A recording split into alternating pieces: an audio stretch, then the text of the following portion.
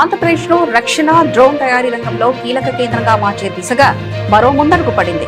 శ్రీ సత్యసాయి జిల్లా పుట్టపర్తిలో నేడు సుమారు 2,959 కోట్ల విలువైన 3 కీలక డిఫెన్స్ ప్రాజెక్టులకు కేంద్ర రక్షణ శాఖ మంత్రి రాజ్నాథ్ సింగ్ శంకుస్థాపన చేశారు.